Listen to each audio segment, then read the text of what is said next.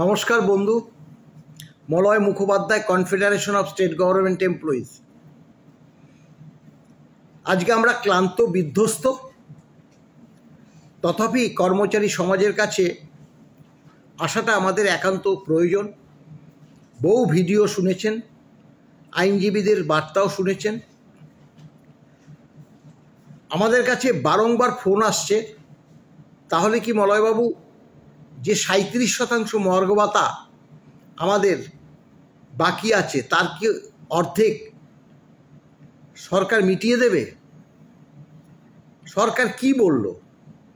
এই যে 50% দিয়ে মিটিয়ে দেওয়ার কথা বলেছে, এই নিয়ে নানাবিধ সংবাদ মামলাটা শেষ হওয়ার সঙ্গে সঙ্গে ফেসবুকে প্রচারিত হতে লাগলো। আমরা বলেছি, অনেকেই জিজ্ঞাসা করেছে, আমরা বলেছি হ্যাঁ, কি বলেছি যে হ্যাঁ, যে মহামান্য আদালত, সর্বোচ্চ আদালত বলেছে যে এর পরবর্তীকালে যদি মামলা পিছনো হয় তাহলে কিন্তু কস্ট চাপানো হবে। যে খরচাটা আমাদের হচ্ছে সেটা আজকে বিকাশবাবু, মাননীয় বিকাশবাবু সেটা আদালতকে বুঝাতে পেরেছেন। তিনি বলেছেন যে দিনের পর দিন মামলা পিছিয়ে যাচ্ছে, কলকাতা থেকে মামলাকারীরা আসছে, থাকছে, আইনজীবীদের পয়সা করে দিতে হচ্ছে, কিন্তু সরকার দিনের পর দিন মামলা পিছিয়ে যাচ্ছে। এই তো আজকে আমরা থেকে যাচ্ছি। আজকে আমাদের যাওয়ার যে টিকিট, মাননীয় বিকাশবাবু আছে, ফিরদৌস শামীম আছে, সব টিকিট আমাদের ক্যান্সেল করতে হয়েছে, আবার শুক্রবারে কাটতে হয়েছে। সেটা বড় প্রশ্ন না, খরচা তো হবেই। আমরা যেই মামলায় হাত দিয়েছি খরচা হবে, এবং কর্মচারী সমাজের কাছে যার জন্য আমরা করজোড়ে নিবেদন করেছি। কিন্তু আমরা তো দেখুন বারংবার আপনাদেরকে বলেছি, মামলাটা পঞ্চম বেতন কমিশনের রোপা 2009 অনুসারে, সেখানে 1/7/2009 থেকে 1/1/19 পর্যন্ত যে মহার্ঘ ভাতার ব্যাকলগ, সেই ব্যাকলগ সরকারকে দিতে হবে। এই কথাটা তো আমরা বারবার বলেছি, এটা তো কেউ অস্বীকার করতে পারবে না। এখানে ষষ্ঠ বেতন কমিশনের কোনো মামলা নয়। আদালত বলেছে, আদালত এই কথাটা জানান দিতে চাইছে সরকারকে যে এর পরবর্তীকালে যদি মামলা পিছিয়ে দেওয়া হয় তাহলে আপনাদেরকে ডিএ বাবদ অন্তত 50% টাকা কস্ট হিসাবে রাখতে হবে। কারণ আপনারা বারংবার মামলাটা পিছিয়ে দিচ্ছেন। আমরা শুক্রবার, আগামী শুক্রবার এই মামলা শুনব, আর কোনো পিছনো চলবে না। এই কথা বহুবার বলেছে, তবুও আমরা আশা করছি যে আগামী শুক্রবার মামলাটা হয়তো শোনা হবে। তবুও আমাদের বলতে হচ্ছে, আমরা বলবো না যে একদম শোনা হবে, 100% শোনা হবে।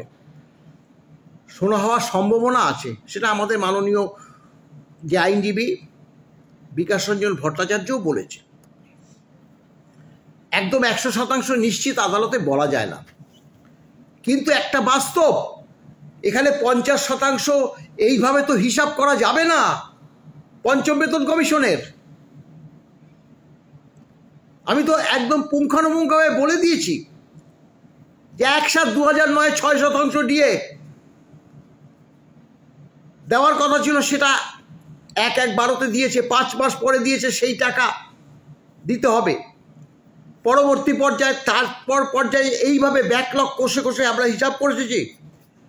হ্যাঁ, সেটা সুপ্রিম কোর্টে দেওয়া আছে, সেটা হাইকোর্টেও দেওয়া ছিল। হাইকোর্টের যে ফাইলটাই চলে এসছে সুপ্রিম কোর্টে, অর্থাৎ সুপ্রিম কোর্টও জানে, সুপ্রিম কোর্ট জানে যে এটা পঞ্চম বেতন কমিশনের মামলা। সেটার 50% এইভাবে হিসাব করা যাবে না। তাহলে কেন বললো না? বলেছে এই কারণে যে আমাদের যে মামলার খরচ, সেই খরচ সরকারকে বহন করতে হবে। এরপরে যদি মামলা কোনো কারণে পিছনো হয়, তাই আপনারা এত উতলা হবেন না। একদম ফাইনালি যে অর্ডারটা মহামান্য সর্বোচ্চ আদালত থেকে প্রকাশ পেতে দিন।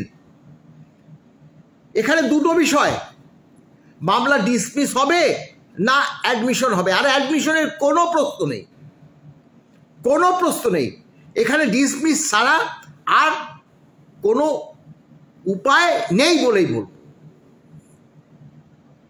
এবং আমাদের আশা এই কারণেই, যেহেতু এই কষ্টের কথা 50% ডিএর কথা বলেছে আদালতও বলে দিচ্ছে যে আপনারা যেই ঘটনা ঘটিয়ে চলেছেন একের পর এক, তাতে এই কথা বলতে আমাদের বাধ্য হলাম। আগামী শুক্রবার মামলা উঠবে। কস্ট লিস্ট যেহেতু প্রকাশ পেয়ে গেছে, সেটাতে নেই, সাপ্লিমেন্টারি কস্ট লিস্টে থাকবে, হয়তো আগামীকাল বেরিয়ে যাবে। সেটা আমরা আপনাদেরকে অবশ্যই বার্তা দিয়ে দেব। এর বিশেষ কিছু আমাদের বলার নেই। আমার যে প্রেসিডেন্ট, আমরা দেখুন এখানে রয়েছি, আমরা আগেও বলেছি যে স্বাভাবিকভাবে এই আমাদের পরিশ্রম যতই হোক আমরা মেনে নেব, আমাদের যদি অর্থনৈতিক একটু সচ্ছলতা থাকে। যাই হোক, আপনাদের নিশ্চয়ই বুঝাতে পারলাম, এটা পঞ্চম বেতন কমিশনের মামলা। 50% ডিএ এখানে শুধুমাত্র সরকারকে সতর্কতা দিয়েছে যে এর পরবর্তীকালে মামলা কোনোভাবেই পিছানো যাবে না, তাহলে কিন্তু কস্ট জারি করা হবে। সেই টাকাটা আমাদের মামলা বাবদ যে খরচা হয়েছে সে কত হবে সেটা আদালত বিচার করবে, কিন্তু সেটা কখনোই ষষ্ঠ বেতন কমিশনের কিন্তু ডিএ নয়। এইটা নিশ্চয়ই সরকারি কর্মচারীদেরকে আমরা বুঝাতে পারলাম। এবার আমাদের যে সভাপতি মাননীয় শ্যামল কুমার মিত্র মহাশয় 2-4টি কথা আপনাদের উদ্দেশ্যে বলবে। আপনারা যাবেন না, ওয়েট করুন।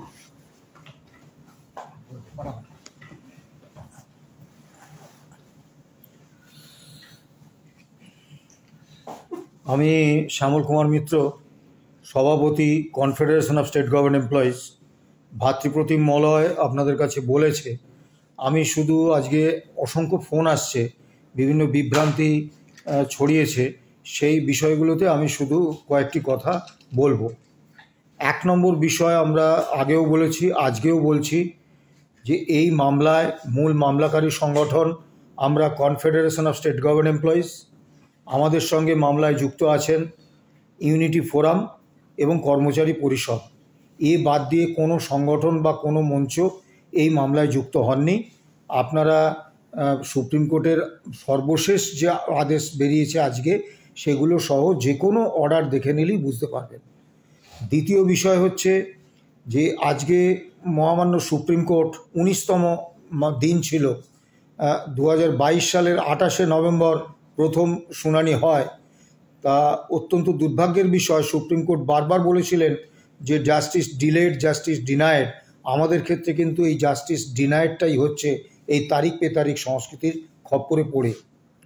আজকে মাননীয় বিচারপতিরা সরকারের প্রতি যে কঠোর মনোভাবের প্রদর্শন করেছেন, যদিও প্রকাশিত অর্ডারে সেই সব পর্যবেক্ষণের কোনো কথা লেখা নেই, তবু আমরা নিজের কানে যেসব কথা শুনলাম তাতে আমাদের আশা যে আগামী শুক্রবারে মামলায় হয়তো একটা অন্তিম ফয়সলা হয়ে যেতে পারে। 50% কস্টের যে কথাটা মাননীয় বিচারপতিরা বলেছেন, মলয় বলেছে, আমিও বলছি আপনাদের যে রোপা 2009 অনুসারে আমাদের মামলা 50% দিয়ে বকেয়া ছিল। 16% বাম সরকার বাজেটে সংস্থান রেখে গিয়েছিলেন, সেই বকেয়া 34% দাবিতে আমাদের মামলা। আর যেহেতু মহামান্য কলকাতা হাইকোর্ট 2টি রায় দিয়েছেন, DA is a legally enforceable right, এবং 2022 সালের 20শে মে দিয়েছেন DA is a legally enforceable fundamental right. এখন এই রায়টার বিরুদ্ধেই সরকার এসএলপি দাখিল করেছেন। এখন যদি এসএলপি খারিজ হয়ে যায়, যার সম্ভাবনা প্রবল বলে আমরা মনে করছি, তাহলে কিন্তু মহামান্য কলকাতা হাইকোর্টের এই যে রায়, DA is a legally enforceable fundamental right, এই রায়টাই প্রতিষ্ঠা পায়। আর ফান্ডামেন্টাল রাইট বা মৌলিক অধিকার তো নির্দিষ্ট সময়সীমার ভিত্তিতে হয় না, যে আগামী 2 বছরের জন্যে কি 5 বছরের জন্যে, এরকম হয় না। Fundamental right forever. কাজেই এই এসএলপি যদি খারিজ হয়ে যায় তাহলে সমস্ত বেতন কমিশন এর ক্ষেত্রে পে কমিশন কি বলল বা রোপা 2019 বা এর পরবর্তীকালের যে কোনো রোপা তারা কি বলল তার উপর নির্ভর করবে না, এআইসিপি মেনে দিয়ে রাজ্য সরকারকে দিতে হবে। এখন রাজ্য সরকার এই বিষয়টা জানেন বলেই তারা মামলাটাকে দীর্ঘ থেকে দীর্ঘায়িত করতে চাইছেন, যাতে আমরা রসদের অভাবে, কারণ কর্মচারীদের মধ্যে হতাশা আসা স্বাভাবিক, আজকেও আমাদের যা আর্থিক অবস্থা তাতে আমরা সত্যি খুব দুশ্চিন্তায় আছি। আমাদের মুখ চোখের অবস্থা দেখেই আপনারা বুঝতে পারছেন খুব দুশ্চিন্তায় আছি যে খুব তাড়াতাড়ি আরও কিছু অনুদান যদি আমাদের ব্যাংক অ্যাকাউন্টে জমা না পড়ে আমরা সত্যিই খুব বিপদে পড়ে যাব। তো সরকার ঠিক এটাই চাইছে। আমরা আপনাদের বলবো আরেকটি বিষয় পরিষ্কার করে দিন, বিভ্রান্তি ছড়ানোর চেষ্টা হচ্ছে।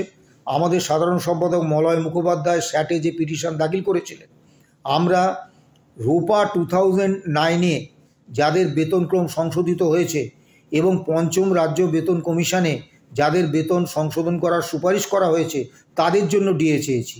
অর্থাৎ এর মধ্যে শিক্ষক, শিক্ষাকর্মী, পঞ্চায়েত বোর্ড, পুরসভার অন্যান্য রাজ্যকর্মীরাও রয়েছে। এবং অভিষেক মনু সিংভি রাজ্য সরকারের হয়ে যে হিসেব সুপ্রিম কোর্টে দাখিল করেছেন সেখানে কিন্তু রাজ্য সরকারি কর্মচারীদের জন্য যেমন হিসেব দেওয়া আছে, গ্র্যান্ট ইন এডে যারা বেতন পান তাদের জন্যও হিসেব দেওয়া আছে।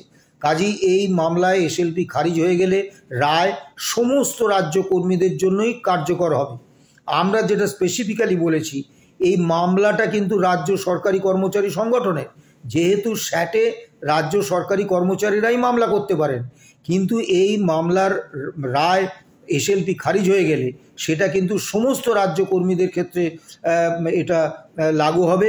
তার কারণ খোদ সরকারই সুপ্রিম কোর্টে এটা স্বীকার করে নিয়েছেন, এরপরে এটাকে অস্বীকার করার কোনো জায়গা সরকারের কাছে নেই। তা আমরা আশা করছি আগামী শুক্রবার নিশ্চয়ই একটা ভালো খবর আমরা পাবো, এটা আমাদের আশা। আর দীর্ঘদিন ধরে আপনারা আমাদের সঙ্গে আছেন, আস্থা বিশ্বাস রেখেছেন, বিশ্বাস রাখুন, আমরা নিশ্চয়ই আপনাদের একটা ঐতিহাসিক জয় উপহার দিতে পারবো। আর বিভিন্ন রকম বিভ্রান্তিতে কান দেবেন না। স্বাভাবিকভাবে একটা প্রবণতা থাকে যে 10 বছরের যে দীর্ঘ লড়াই, সেই লড়াইয়ের অন্তিম পর্বে যদি কোনো রকমে এইটা আমার লড়াই বলে আমি কৃতিত্ব দাবি করি, এরকম একটা থাকে, এগুলোকে আমরা খুব হালকার ছলে নিচ্ছি। তা এগুলো নিয়ে ভাবার কিছু নেই। আমরা সমস্ত রাজ্যকর্মী, শিক্ষক, শিক্ষাকর্মী, পঞ্চায়েত বোর্ড, পুরসভা, কর্পোরেশন এবং রাজ্য সরকারি কর্মচারী সকলের জন্যই আমরা দায়বদ্ধ এবং আমরা তাদের প্রত্যেককে বলছি যে অন মেরিট আগামী শুক্রবার শুনানি হলে রাজ্য কর্মীদের পক্ষে জয়, ঐতিহাসিক জয় অবশ্যম্ভাবী। আমাদের আইনজীবী বিকাশ রঞ্জন ভট্টাচার্য, ফিরদৌস শামীম এবং সিনিয়র আইনজীবী সুপ্রিম কোর্টের রহিম তারা আজকে ছিলেন এবং যে সওয়াল করেছেন আপনারা লাইভ স্ট্রিমিংয়ে দেখেছেন যে অত্যন্ত দৃঢ়তার সঙ্গে, খুব জোরের সঙ্গে সওয়াল করেছেন। অন্য আইনজীবী PS পাটোয়ালিয়া এবং করুণানন্দীও সওয়াল করেছেন। তা আমরা আশা করছি আগামী শুক্রবার একটা ভালো খবর আপনাদের দিতে পারবো। নমস্কার, ভালো থাকবেন, সুস্থ থাকবেন।